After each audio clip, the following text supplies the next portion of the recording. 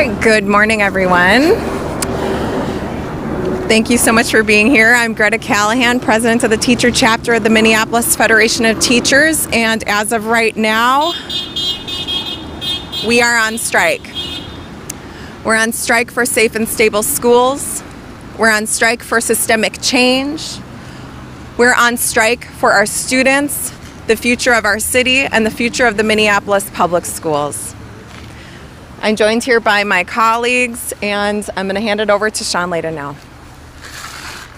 Good morning. My name is Sean Layden. I'm the president of our Education Support Professionals chapter, the Minneapolis Federation of Teachers. Our members are on strike for the safe and stable schools our children deserve. We are going to be on strike and do whatever it takes to win the schools our students deserve, because this is time. The time is now to do what is right by our students. We cannot wait. And what we saw yesterday in St. Paul and the settlement that we're reading about shows that a large urban district in Minnesota can put into contract language, class size caps, mental health supports, and we can do better by our hourly workers. I'm going to introduce Denise Speck, president of Education Minnesota, our statewide union, and just want to give a shout out to her and her staff for all the support that we've gotten. Thank you. Thank you, Sean and Greta. My name is Denise Speck, and I am president of Education Minnesota, representing 90,000 educators all across the state. And those 90,000 educators stand in solidarity with the educators of MFT Local 59. Not 1 inch of daylight between the educators in Black Duck, in Bloomington, in all parts of our state. And here's the reason why. What MFT is fighting for is the same thing that educators all over this state are fighting for. Their fight is our fight, and their challenges are our challenges. Challenges we see all over the state. Class sizes, overworked special educators, redundant paperwork. And I really want to focus hard on the pay and living wages that our education support professionals deserve. I've traveled this state. I have talked to educators in 170 districts. Between class size, mental health supports, and living wages for our support professionals is something that we hear everywhere. So it's not like they are asking for something crazy. They are asking for things that every educator is asking for across the state. We stand with them, and we stand them for as long as it takes. And now I'd like to introduce to you our national union presidents. They've traveled a long way to be here. We've got Becky Pringle from the National Education Association and Randy Weingarten from the American Federation of Teachers. Yay! Yay! Good morning. I am Becky Pringle. I am the president of the National Education Association. I taught science for over 30 years, and this is what I know. If we do not provide what our students need and deserve, it will impact all over this country. The 3 million members of the National Education Association stand in solidarity with MFP, and we will not stop until we ensure that not one, not some, but every single student has the resources they need and deserve. And the most precious resource are our educators, our teachers and nurses and counselors, our education support drivers, our food service workers, our paraprofessionals. All of them deserve the kind of compensation that reflects the important work they do for this city, for this state, and for this country. We know that if we do not provide our educators with the support and compensation they deserve, then this city will not have the quality educators that our students need. We will fight together for as long as it takes, until we get what our students need. Randy? Thank you, Becky. So everyone has said what needs to be said, but isn't there an expression, but everyone hasn't said it, right? So what Greta and Sean and Denise and Becky said is absolutely true. And you can see this in terms of the whole country. There are 16,000 school districts in this country. Kids and parents and educators have been through it in a way that is unprecedented. And parents rely on educators, on ESPs, on nurses, on teachers. Becky's a science teacher, I'm a social studies teacher. They rely on us to have created as normal a situation as possible. And what has happened in Minneapolis? The class sizes are way too high. There's way too few guidance counselors and nurses. The salaries, we just had a little accident there. Hopefully they're all okay. The salaries for ESPs, you cannot live on it. The ESPs want to live in this city. They want to work for children. How do you live on $24,000 a year? What the ESPs are looking for, and the teachers are supporting them, is a living wage. A living wage in Minneapolis. And the teachers are paid less than most teachers in this state. How do you have a competitive salary? How do you attract black and brown teachers if you don't pay a living wage? These are the issues here. And these two people, Sean and Greta, and this staff has been fighting this for years. And all of a sudden, this weekend, I watched A Tale of Two Cities in the Twin Cities. I watched St. Paul being committed to meet these needs and meet the needs of kids. And I watched a Minneapolis school superintendent just yell at the teachers and yell at the parents. How do you actually make sure that we help our kids when the superintendent can't even see or do the respect that's needed? So yeah, Becky and I are here, and we will be here for the duration, and we will stand with our members and parents and kids to have the safe and stable schools our kids deserve. If that superintendent, get to the table, meet these needs to actually have a school system that the Minneapolis school community needs. Thank you.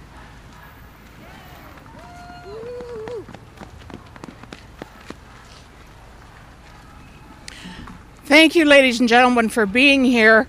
I'm somebody you probably don't know because I was on this very spot 52 years ago when the Minneapolis Federation of Teachers, Local 59, went on strike against a no-strike law, meaning that when we came out of this building, I taught in this building for 12 years, some of the best 12 years of my career in Minneapolis Public Schools. My name is Louise Sundin. I was a president of the local for 22 years, but at that time I was a rookie. I was in my third year of teaching. There were similarities of what's happening today on this corner. There are differences. The similarities, I think, are pretty obvious, although the positive honking going by is a different sign than we got from many of the cars 52 years ago. However, when we went out 52 years ago, we went out against a very punitive no-strike law. It was against the law to do what we did 52 years ago.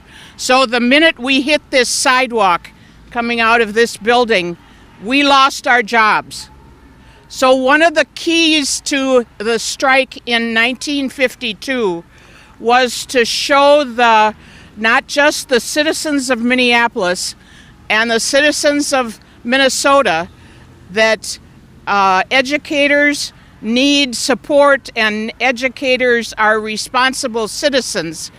And what happened as a result of our strike is that the legislature in the state of Minnesota passed subsequently the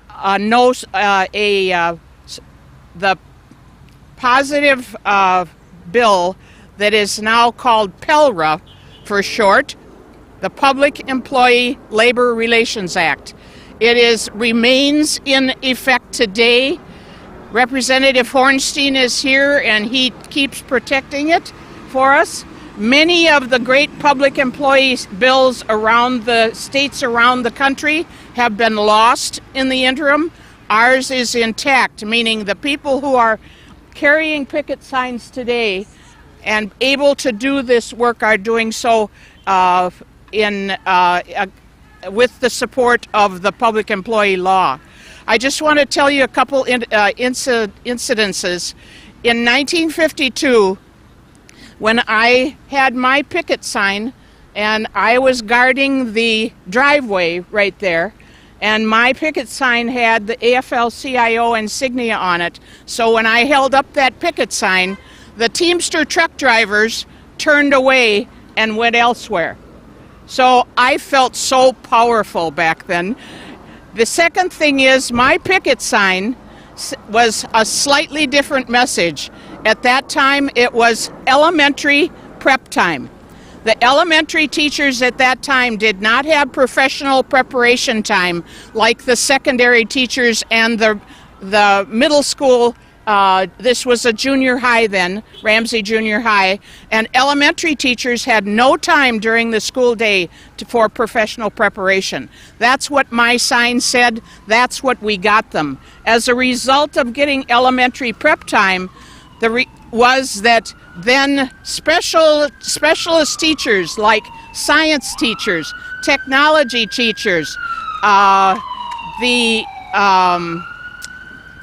media specialists, art specialists, all these wonderful especially skilled teachers were hired to enhance the learning of the elementary classrooms in addition to elementary teachers having preparation time. The second story is that the leader of our strike was Norm Moen, who was president and hadn't been president for very long at that time. He and our business agent, Dale Holstrom, stayed in a motel just down the street here overnight so that they would not get arrested for taking us out on an illegal strike. When they drove over that hill right there, coming over the hill, they saw all of us out here with our picket signs, just like the folks over there with their picket signs, until that moment, they did not know whether they had were going to have a successful strike or not. So coming over that hill right there was a momentous moment, knowing we were out here, it was going to be a successful strike, which it was. So those are memories from we started April 2nd, 1970. And those 52 years have gone like that. And the moment I got here, it all came back. So thank you for being here. And their goals are noble goals. The classrooms and the teachers are seeing challenges that we never ever dreamed up, any of us. And we can only read about it back in 1918. So we're creating history again. Thank you. Thank you, sweet. Thank you, Louise. We love you. So we're really excited to go march with our colleagues, but if there are a few questions, we're happy to take them. Can you tell us about negotiations? Anything scheduled? What's the status? We're ready to get back to the table. We're checking in with our mediator later, but we're ready to rock, and we want to have this be the shortest strike possible. Is that this afternoon? Yep. You mentioned that you saw what happened in St. Paul. You know it can happen here. Give more detail on that, about what you saw from the negotiation, the settlement in St. Paul, and what you'd like to see.